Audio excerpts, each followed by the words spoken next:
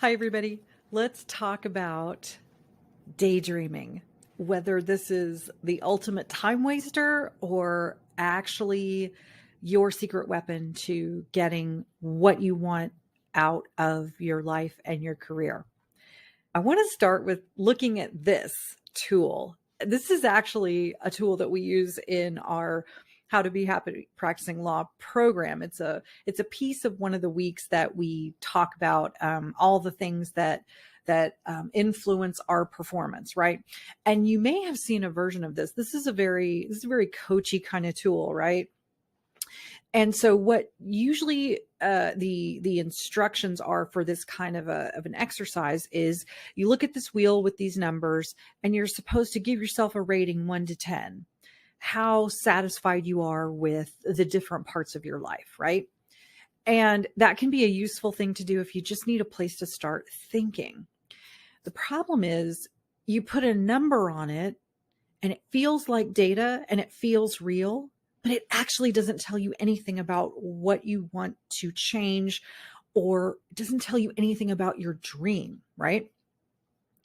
So I want to suggest a different path for you today. I was talking to somebody on Friday and I kept asking her, what is it that would make you feel like you had the career of your dreams? Like, what is it that feels like it's missing? What would you change? What's your dream about, right?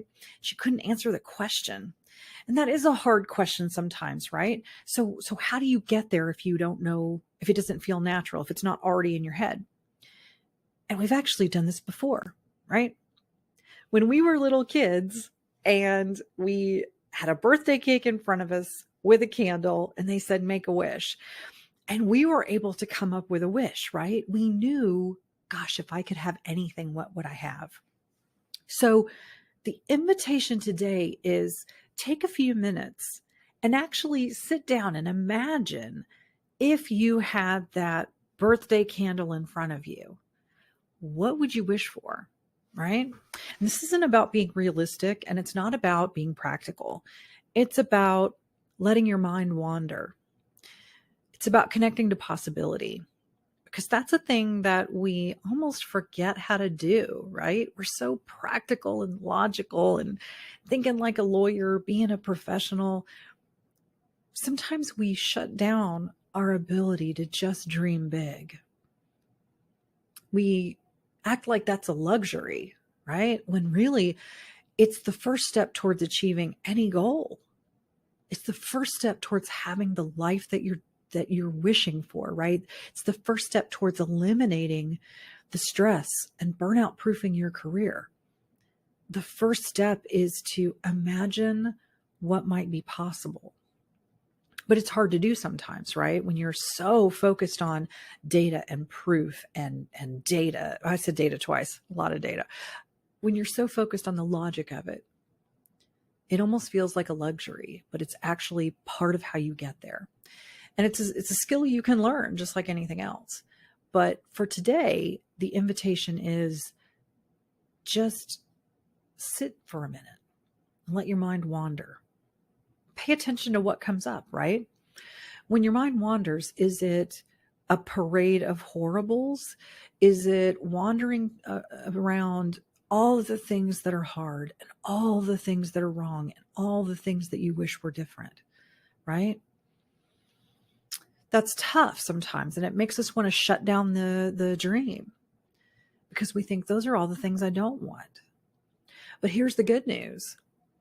If you can imagine what you don't want, then you're halfway to what you do want, right? You can take that information and you can use it to launch yourself into a dream. So imagine for a moment that as you sit and you let your mind wander, you start to think about how lonely you feel. You wish you had some friends like you did in college or law school. You wish that neighbors dropped by, right? You're just feeling a little lonely. You wished you got invited to drinks more often, but you're always so busy, you'd never go anyway, right? Having that thought is the first step towards your dream. Because think about what that dream would be. right? That would be a dream of feeling connected, the dream of feeling loved, the dream of maybe being a leader in your community or a leader in your family. Maybe for you, it's the dream of finding a romantic partner who can keep up with you, right?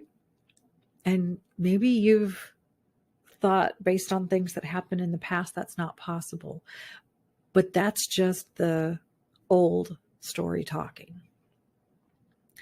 So today, you can actually start thinking and dreaming about what might be possible. If you sit down to do this and you find that it's really, really tough to come up with a clear dream, that's something I can help you with, right? I'll put the link to my calendar to book a call.